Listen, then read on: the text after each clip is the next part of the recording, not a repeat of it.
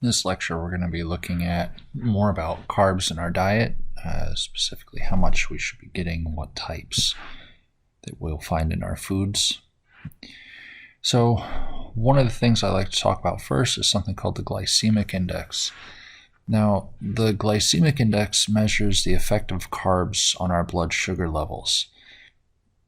So much of how our body functions is about our blood sugar levels. If you can imagine your computer, if the battery is always charged on your laptop, then your computer is always going to run fine. But if you're constantly draining your battery, then charging your battery, then draining your battery and charging your battery, your computer has to adjust to those changing energy levels. And your body is exactly the same. Your blood sugar levels, the more consistent they are throughout the day, the better your body is going to know what to expect and the more efficient your body is going to operate. So the glycemic index is all about taking foods and measuring not just how quickly do the sugars get into your bloodstream, but also how much do they raise your blood sugar content.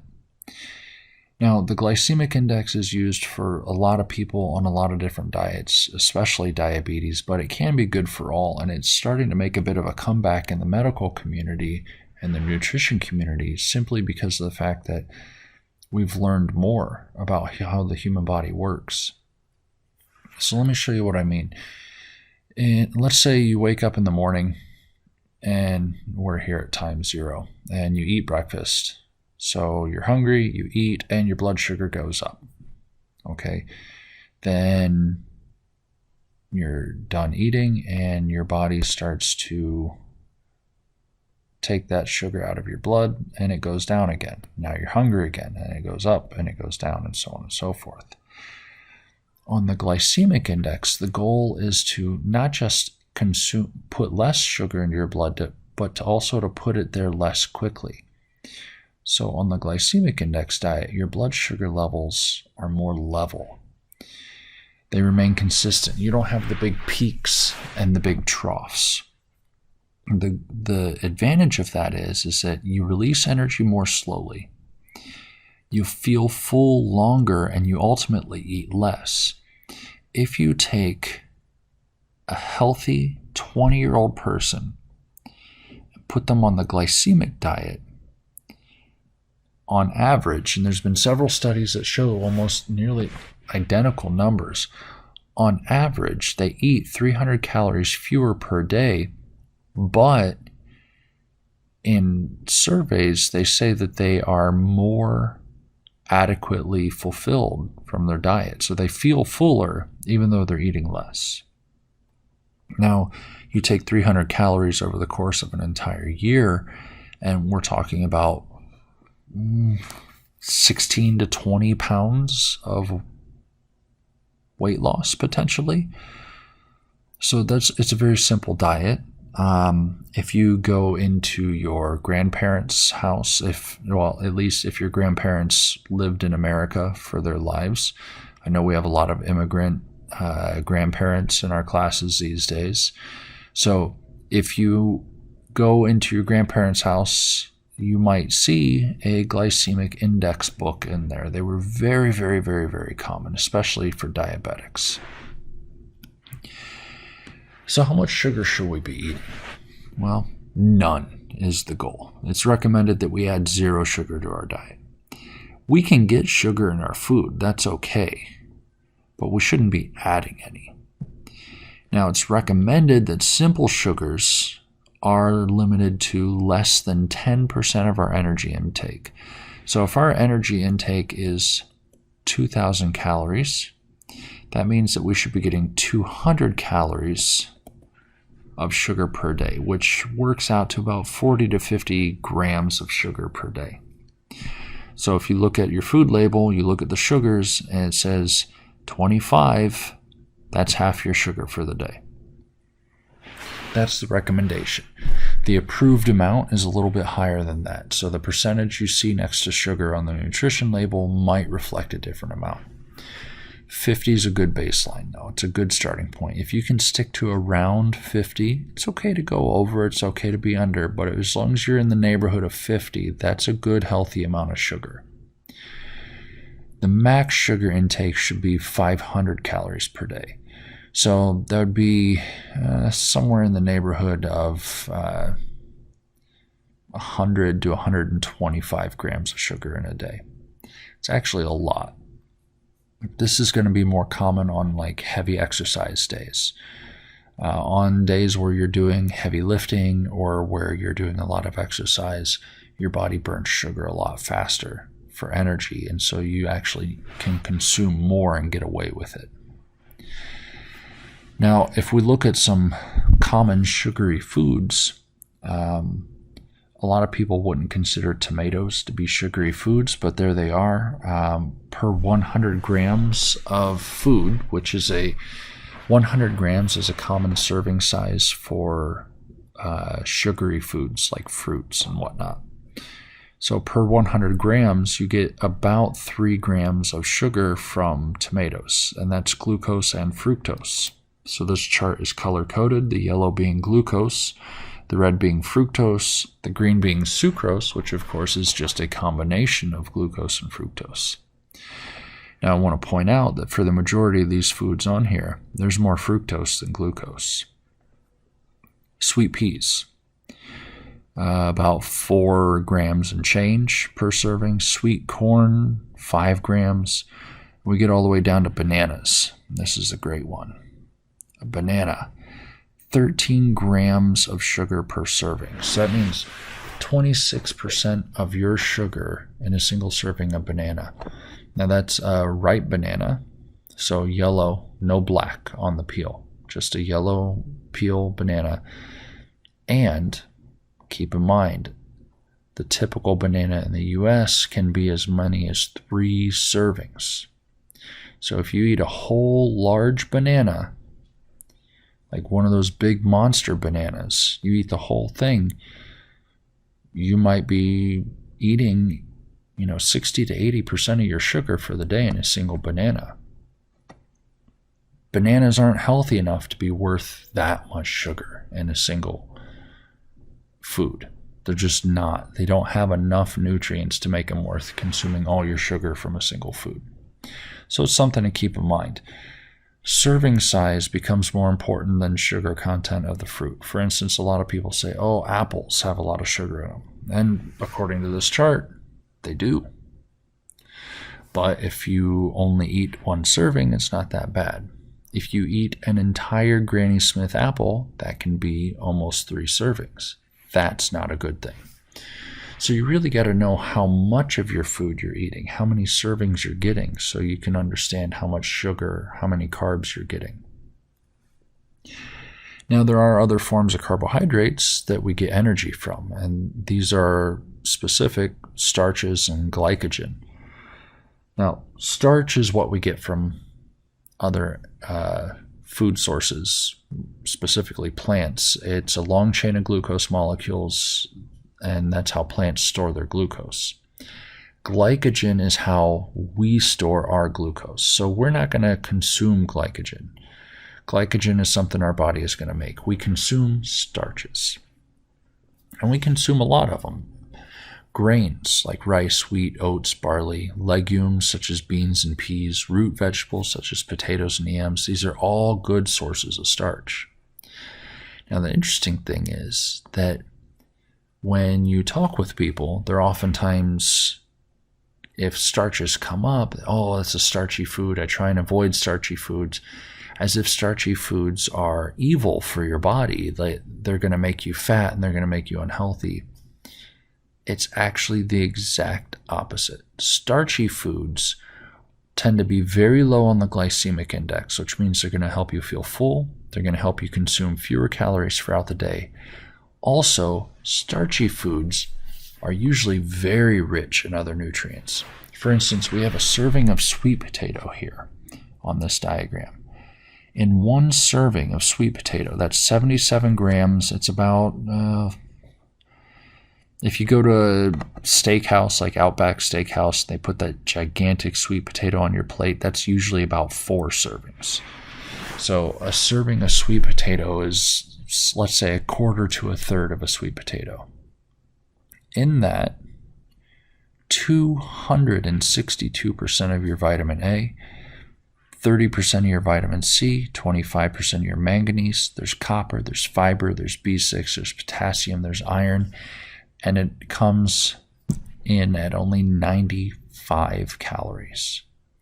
So less than 5% of your calories for the day, and you're getting 1/3, well, let's say 1/10 of your nutrients for at least 6 or 7 different nutrients, vitamins and minerals.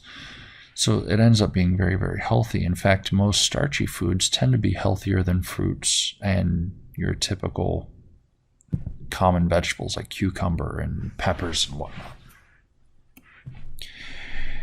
So which starch do you think burns faster?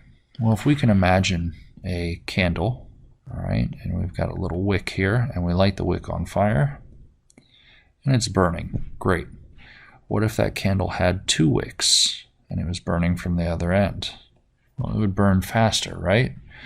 What if that candle had not just those 2 wicks there, but a 3rd one off to the side? Now it's going to burn even faster. And that's the same way we want to think about it here. Here's 1 wick, here's the other. Here's a wick, here's a wick, here's a wick. Every end represents a point where a chemical reaction can take place. So here we have amylose. It has 2 ends. It's a single unbranched chain of glucose. Here we have amylopectin. Amylopectin has many ends. It's a branched multi-chain band of glucose molecules. Amylopectin, because it has multiple ends, is what's known as a fast-burning starch. Amylose is slow. Now let me put this into some relative terms. 0 being impossible to use, and 100 being the fastest possible usage. Simple sugars are right here, around 95. That would be glucose, fructose, stuff like that. Fast-burning starches, maybe right around 60 or 70. Slow-burning starches, let's say around 40. So when we say slow and fast, that's relative to each other. They're both actually quite slow compared to the simple sugars. So, slow versus fast-burning starches, which one's better? Well, it really comes down to structure of the molecule, and processing is going to affect how quickly it can be digested and utilized. Amylose is slow, amylopectin is fast. Amylose is unbranched, amylopectin is branched.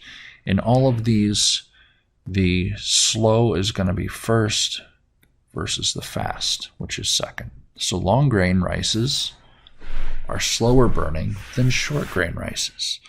Brown rice is slower burning than white rice.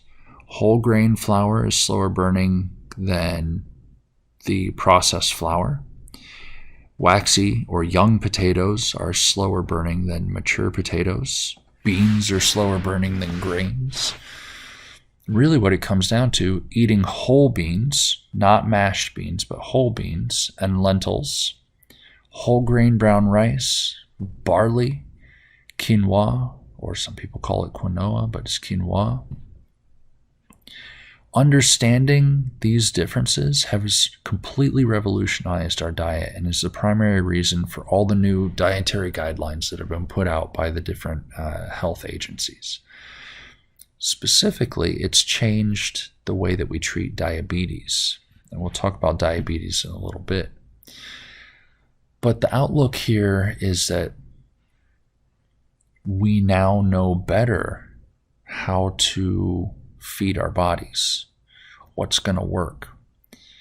And it allows us to actually more easily and better tune our diets to allow us to achieve our diet goals, whether it's weight loss, weight gain, whatever. It comes back to our understanding of these slow and fast burning starches, though. So now what's happened is we're starting to understand that it's not about cutting carbs.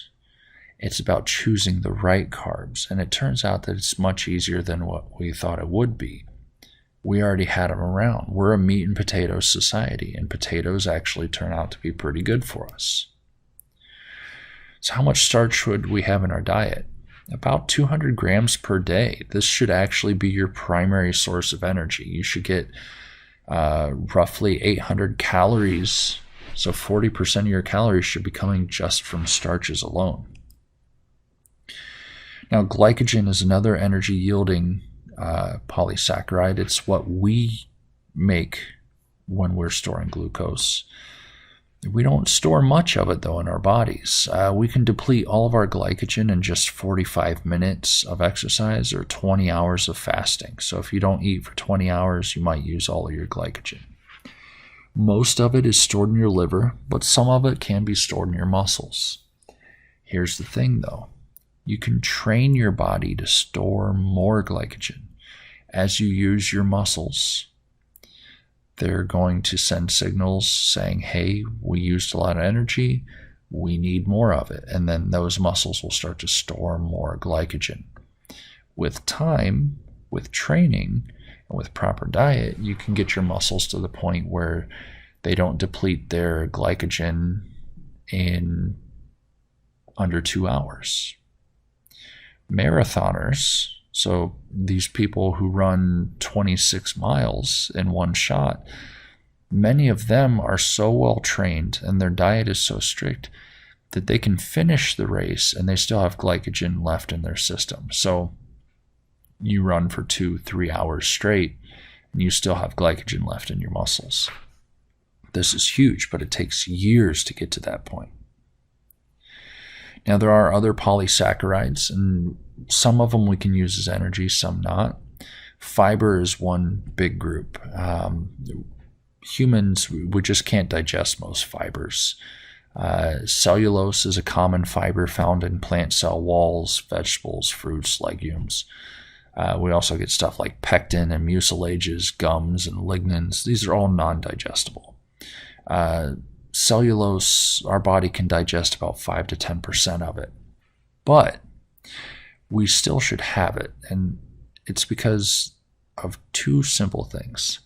One, fiber, as it goes through our body, since we can't digest it, it acts like it's like eating a ball of yarn. And as it goes through your digestive system, stuff clings to it. Specifically, cholesterol and fat.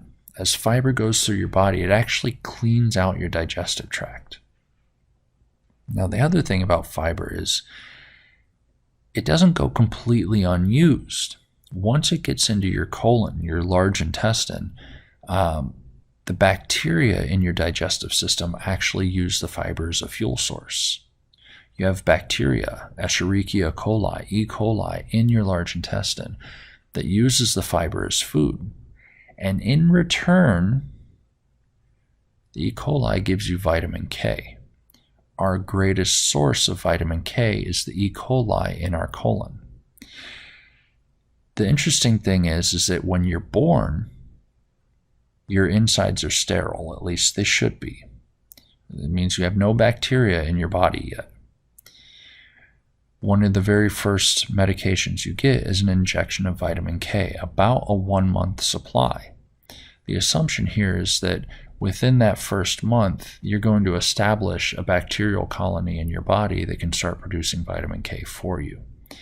Where do you get it from? Well, people don't wash their hands. You don't, babies, they suck on their own fingers.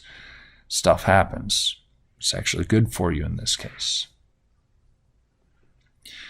Now, fiber, you should get about 25 to 35 grams of fiber per day. The average college student gets about 15. You're not going to die. You're probably not even going to have any problems because of it. But if you upped your fiber intake to about 25 grams per day, you would feel better. You would feel fuller. You would probably feel more energetic. You would find it easier to lose weight or gain weight, whatever your goal is. You would suffer from less bloating and water retention. Generally, you'd just be better off. But you got to up your fiber intake slowly.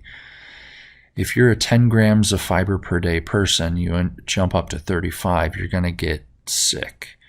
All that fiber in your system, there's a reason why old people call it roughage. It's rough on your system.